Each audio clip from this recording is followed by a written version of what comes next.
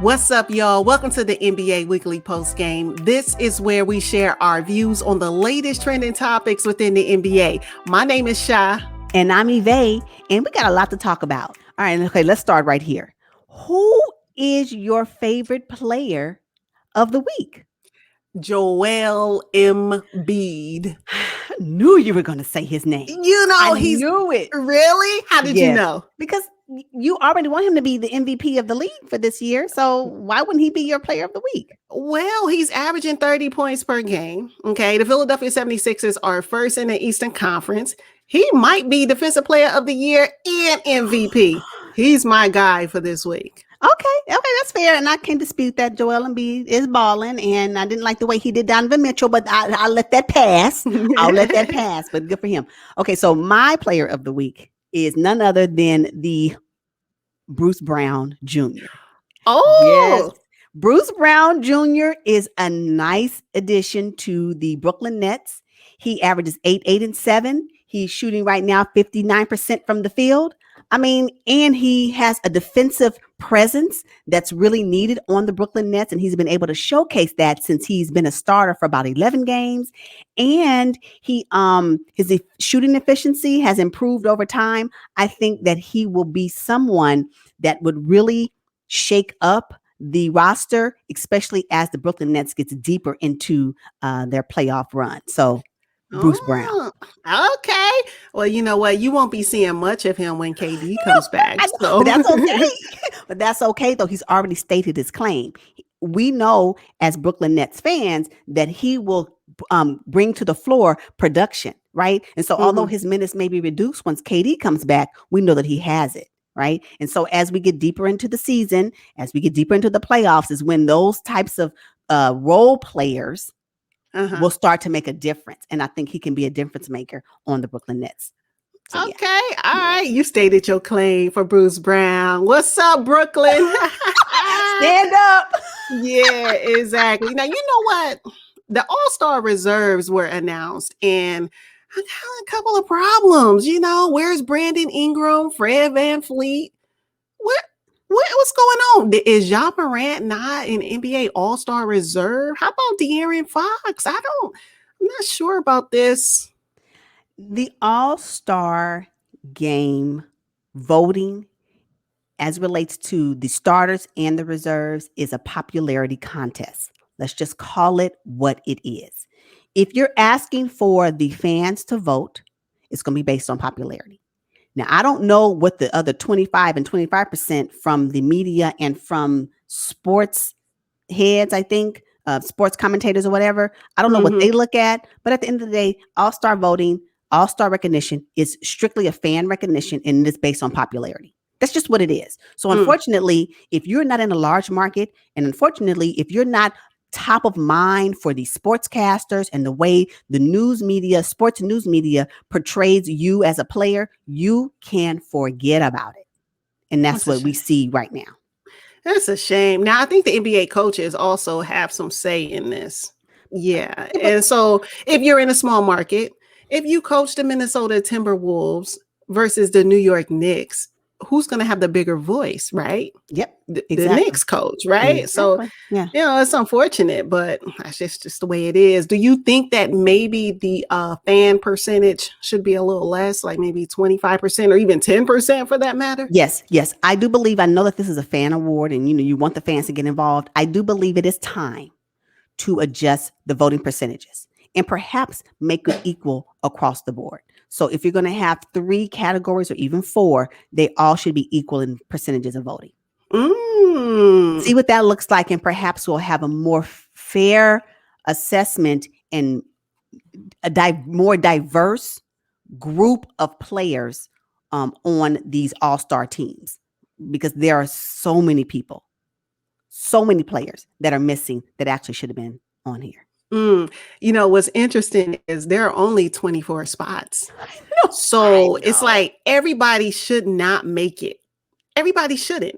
As much as I would love to see Ja Morant, am I really going, who am I going to get rid of on the Western Conference to put him in? Right. But Ja Morant does not have a leg to stand on because he's in a small market. Mm-hmm. He doesn't have a leg to stand on. So if you make it equal, whatever that percentage is, hopefully it will align with his true value as it relates to the All-Star voting. That's it. Because we already know John Moran is a beast. Oh yeah. And he'll have his turn, Right, so I'm not mad at that. Will he have his turn? Will he though? See, that my question is, will he have his turn? When will that happen? Once some of these players finally retire? Yeah, because Charles Barkley on one of my favorite shows, Inside the NBA, we love that, right? He said that some of these old veterans, they're basically getting a lifetime achievement award pass to the All-Star game year after year, and some of them don't deserve it. So much. Sometimes the fans can be a little loyal because I think Russell Westbrook should have been an All-Star. And hence is why I'm saying we need to adjust the voting percentages against across the board to make it equal in all pockets of voters. That's all I'm saying. Mm-hmm. So fans like you who want to vote for Russell Westbrook can still do that. But if this is not his season at the time of the All-Star voting, at the time of All-Star, right? Then he won't make it the list. Sorry about that. Go Russ. Okay, so it looks like we're right at the midpoint of the NBA season, All-Star break and everything, but a couple coaches got fired here recently. What do you think about these mid-season moves? Should they kind of wait until the end of the season, give the coaches a fair shot? Because basically what they're doing is you're going to assess them on 37, 36 games. What if you gave them a whole season? Things can turn around. It's kind of unfair. It depends. I say it depends on how long that particular coach has been a part of that league. Okay. Right. So if your leadership has not led to a playoff appearance, and now you're in your third season of coaching said team, mid-season is appropriate. 3 years? That's it? I think, though, some of it needs to be weighed on the roster. If you got injuries to your core players, and in this case, COVID-19 health and safety protocols play an issue, right? Reduced season. I don't know if it's fair for this particular season to release a coach mid-season for this particular season, right? Okay. However, if we were working under normal circumstances, mid-season is appropriate. If you've already had 2 seasons and you still can't do it. I already know what the future is, because by mid-season, I'm already going to know that the Timberwolves will be nowhere near a playing tournament for 2021. We all know that. Even if they start winning right now, where are they going to be? Number 12. I mean, sorry. Yeah, but they have the number 1 seed in the 2020 NBA draft. Anything is possible. But I don't think that's possible. They're not going to make it. So, yeah. So Timberwolves, Ryan Saunders, sorry. Now, I can think of a couple of coaches who are on the brink. No, should be. I have one. I do have one. Who you got? I got a list. Luke Walton in Sacramento. He's the only one I have on my list. Luke Walton. Come on now. Do you not know the Sacramento Kings? They have not made a playoff appearance since 2006. 2006? Luke Walton, you've been there for 2.5 years. What you gonna do? Mm-hmm. And you got De'Aaron Fox. I don't know if he's utilizing him properly, but Not only that, Sacramento Kings, I'm gonna need for y'all to rinse and not repeat. Something needs to be done. Something needs to be done. The Sacramento Kings are horrible. They are. But they got a great player. What is it? Yeah. It could be Luke Walton, Or the coach before that. Oops, sorry. And the one before that. Let me see. And the one leading all the way up to the 2006, last time they made a playoff appearance. Stop. Cut it out. Now, I also have Scotty Brooks. You know what? Scotty. You got Bradley Beal and Russell Westbrook, Rui Hachimura, Davis Bertans, and What's going on there? Scotty, you're on the hot seat. You know who else I had? Who? Steven Silas. No. Nope. Not on the hot seat. Why? Not Steven. No. He walked into chaos. No. No. No. Okay. Not this year. Not this He's year. an at-will employee. Not this year. I'm going to need for him to see what he can do with whatever team they come up with for the 21-22 season. But it is unfair for him to be let go right now. I'm sorry, not unfair. I don't think it would be right to let him go for this season. He walked into a dumpster fire. I'm surprised he ain't burnt to crisp.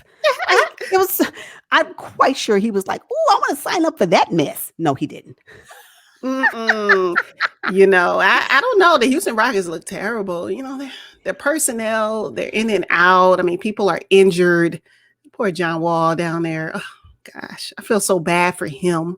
I think they need to scrap this year and do a rebuild. Like, can they rebuild like right now? They have until March 25th. They need to be shopping everybody except John Wall. No, not John Wall. But everybody else? No, Christian Wood. Oh, and maybe not PJ. Oh, PJ. He is Eric topic. Gordon. Eric Gordon. Both him and PJ are highly sought after.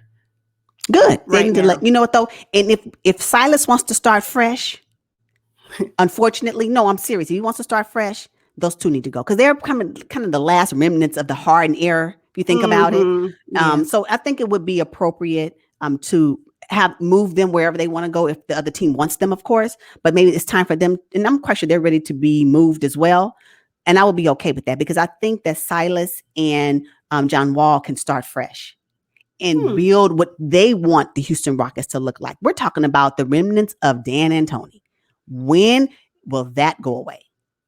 And part of that is still PJ Tucker and Eric Gordon. Okay, I think that's fair. But Steven, I mean, he has to at least win 30% of the games.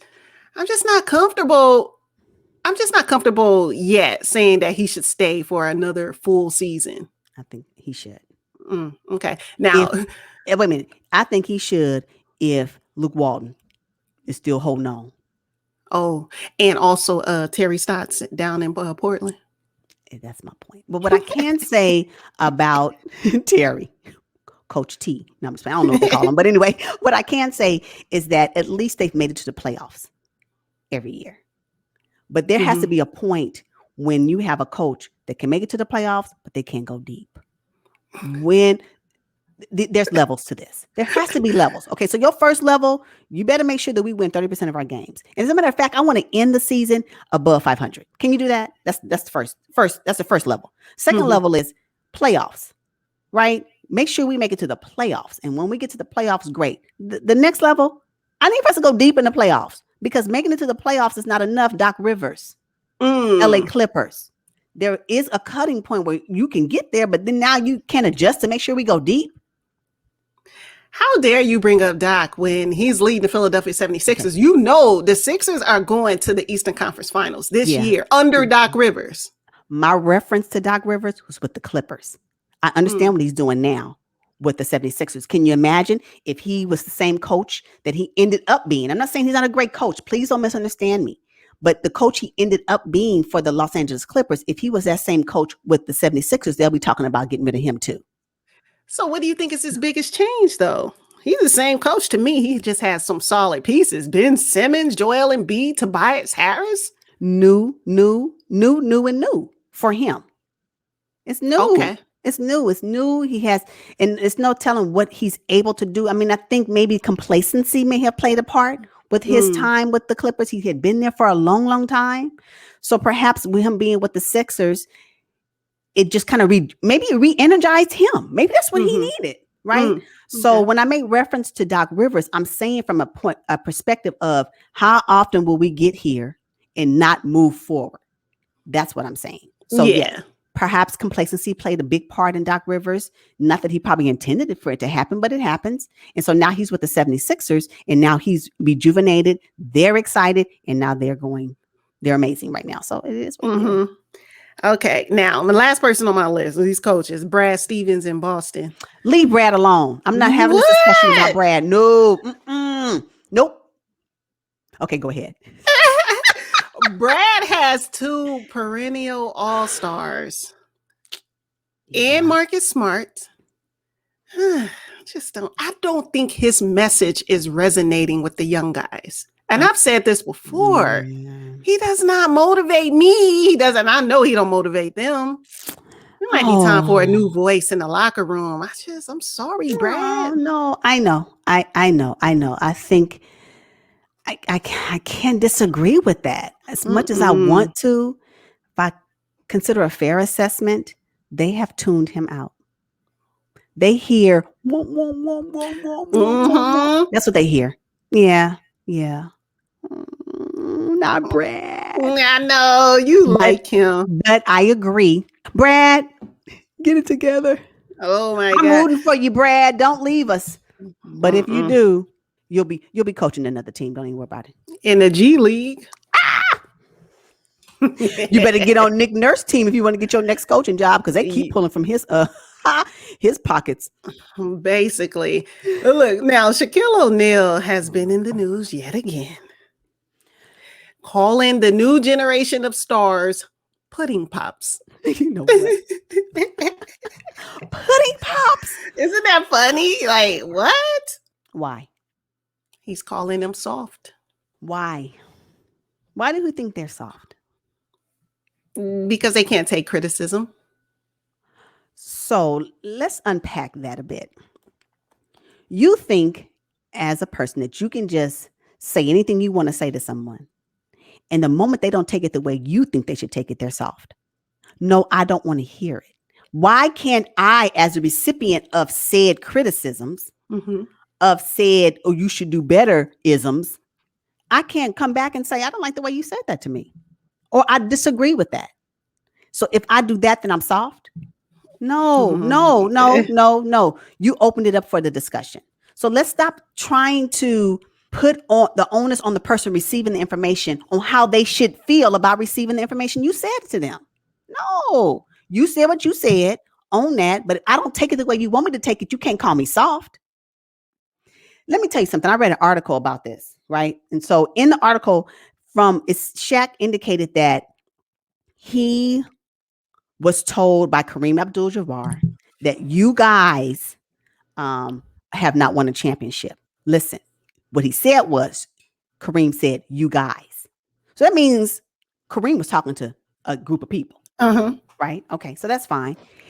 My issue is not with what or how Shaquille O'Neal feels. He can feel any way he want to feel. My issue is that you feel it necessary to do it on national TV, right? That's because his platform. I'm quite sure when you were talking. Then also in the article it said, "Well, that's what happened. That's what was done to me." Yeah, but I'm quite sure when it was done to you, you was pulled to the side in some back room.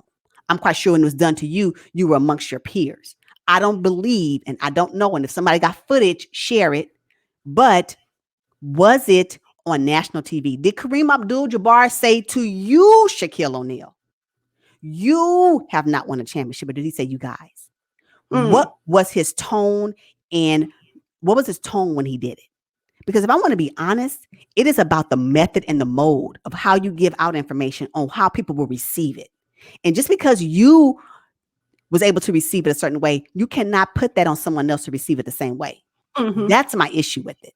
So first of all, you're on national TV and how you wanted to discredit Donovan Mitchell. I did not like your method. Now, if you wanted to talk to Donovan Mitchell on the side, and if for some reason you guys are in an interview later down the line and y'all talk about it, then that's different.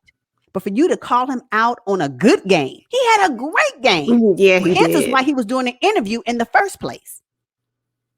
And you're going to call him out, you can't make it to the next level. What? So now when him or his other players say, why don't y'all sit down somewhere? You get mad. They don't want to hear it from you in that way. That's true. Yeah.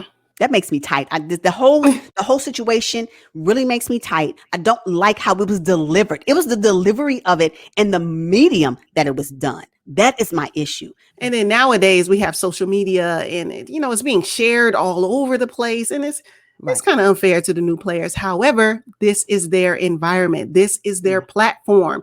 So we kind of got to adjust with the times, I think, too. I'm okay. And we can adjust with the times. But don't get mad if they don't want to receive it. That's all I'm saying. You can't call people soft because they don't receive information or they don't like the way you delivered information. Yeah. They're soft because they didn't take it the way I wanted them to take it. They don't have to. That's all I'm saying. That is all I'm saying. And that's all I got on that. I mean, and that's valid. That's valid. You know, now look. Put and pop that. Put and pop that. Exactly. Now I'm going to put and pop the Houston Rockets retiring James Harden's jersey. Why? After all that trouble he gave them, they're going to retire his jersey? Yes. Yes.